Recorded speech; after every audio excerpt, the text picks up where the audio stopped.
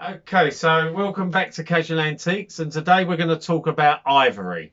We'll come to the whole situation about ivory in a moment. This is a Japanese Netsuke, tiny little item, as you can see, holding in my hand. And what these were, they were ornaments really, and they've always been collectible Netsukes from day one, since they were originally brought out hundreds of years ago, probably in the 15th or 16th century. And at the bottom you can see two holes, and that's for the thread of the kimono, on the thread of the kimono where it folds through, and it hangs there as some kind of ornament. This was manufactured sometime in the 1860s, 1880 period, and you can see the maker's mark at the bottom, which is a Tomoyuki, a Japanese maker of this kind of stuff. You look on the back, the ivory is yellowing. It's gone quite yellow. The older ivory is, the more yellow it goes. So I just want to discuss the whole controversy today about ivory. So the law with ivory is to legally own and sell ivory, it has to be pre-1947. So the manufacturer date or the usage of the ivory has to be pre-1947.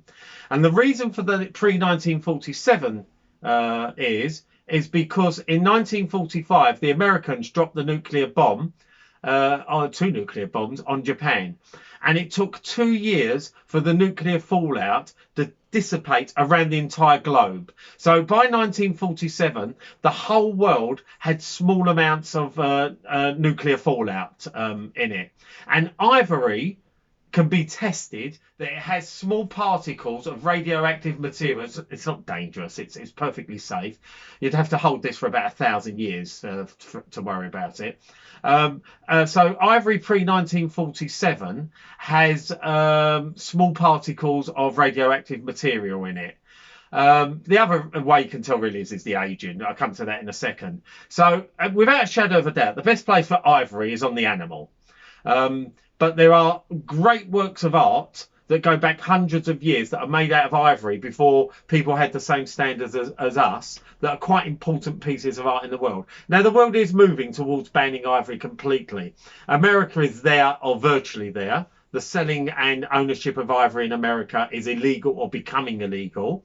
I'm not sure if every state has followed rules yet. But then you end up with the problem of what do you do with a piece of Chinese carved ivory from the 15th century that is a national treasure and part of, national wealth and so on. So it's a very, very difficult area, but we can all agree that in today, modern ivory stuff is a real no-no. Fantastic detailing on this. The carving for something that is 140 to 160 years old is just amazing how they did that with primitive tools and so on. So what would something like this be worth? It weighs what? 10, 15 grams? It's the size of, as you can see, very small, a couple of inches across. And what would something like this be worth? Anywhere from 350 to £1,000. It's very hard to determine. You need an expert. But this little beauty is a very, very valuable item and will only get more valuable. And let's not forget, nothing haunts us like the antique we didn't buy.